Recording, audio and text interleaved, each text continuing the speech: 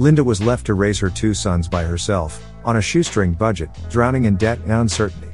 Then one day, 23 years after he disappeared, Linda discovered information that could shed some light on what ultimately happened to her missing husband. Linda and Richard Hoagland were living happily in Indiana with their 2 sons, 9-year-old Matthew and 6-year-old Douglas. Things were going well for the happy couple. Sure, they had their arguments over money, the kids, things like that, but it was nothing that couldn't be solved with some talking and compromise.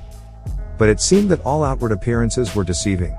Richard Hoagland was hiding something deep down inside. Something that he believed couldn't be fixed if he remained with his wife and family. The husband and father became more manic, retreating to corners of the house to be by himself. But his family had no idea what he was planning. On February 10, 1993, Linda had gone to work at a medical office, just like she had every Wednesday before it. Around 4:45 p.m., Richard called his wife at the office and told her he had to go to the emergency room, he wasn't feeling right.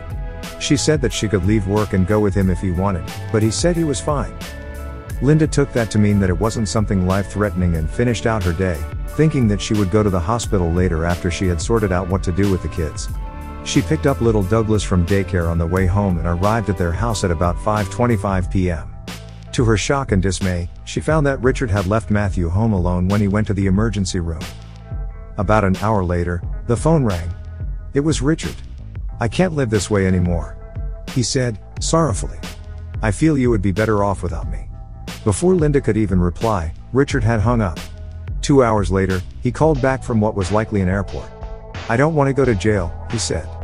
"I'm never coming back." And he never did. Richard Hoagland had disappeared on February 10, 1993. His car was found abandoned a few days after his last cryptic call, but his name was not recorded on any of the flights coming in or out of the airport. After that, he called only a few more times, once from Venezuela and once from Aruba. It was all becoming crystal clear, Richard was never coming home. Linda Eisler was struggling already with her husband's sudden and unceremonious disappearance when the police began investigating her involvement in Richard's mysterious departure. They often came by the house, asking odd questions. She was sure they thought that she had something to do with whatever had happened to Ricard. Linda tried to tell police that she knew nothing about her husband's disappearance other than that he called her to say he was never returning. At the end of one of the many interrogations by police, one of the detectives even went so far as to accuse Linda of plotting to take off with her children and meet up with her allegedly missing husband. Even worse than the accusations was the knowledge that not only had Richard Hoagland left her and her sons with no money and the collective pile of debt they had both accrued, he had also maxed out all of their credit cards. Richard had even forged her signature on a bank loan before he left town. Before long, the mortgages, car payments, and other bills were piling up, out of control. Before long, Linda had to declare bankruptcy. At the same time, the bank foreclosed on her house and repossessed her van. Their lives had turned upside down by the now missing Richard Hoagland, and he was nowhere to be found. Linda Eisler had to live in with a friend from church for 6 months after Richard had left. They had no money, no car, no home, and still, the police were watching her. A second interview took place a few years after the first incident and resulted in the police watching Linda's house and her family's comings and goings for 6 months. She even found that someone was opening her mail and that she'd return home from work with items in her house out of place. Even her phone was bugged. In the meantime, Richard Hoagland was living the good life in West Palm Beach, Florida.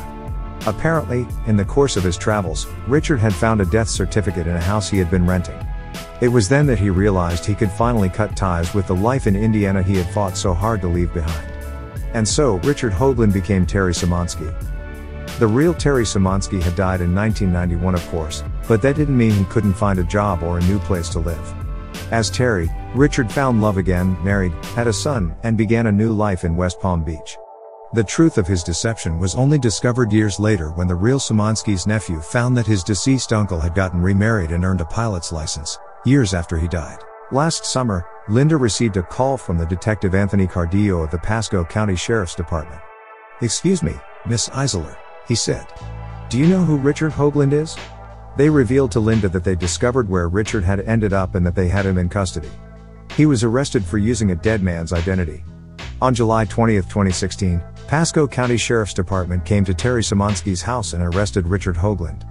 He was taken to the Pasco County Jail with a $25,000 bond. Richard was finally brought to justice, not only for his actual crimes but also for the despicable acts he committed by leaving his poor wife and 2 sons.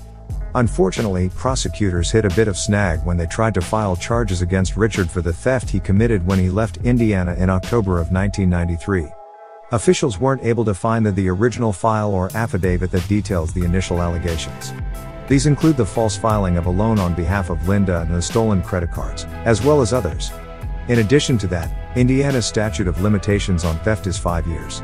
But all is not lost. Police say that as Terry Szymanski, Hoagland remarried and had another son, who was now 19 at the time of his arrest. To this day, Richard's 2 families have still not met, though Linda Eisler has said that her heart goes out to them. Because she understands fully the impact that loving Richard Hoagland can have on a life and a family.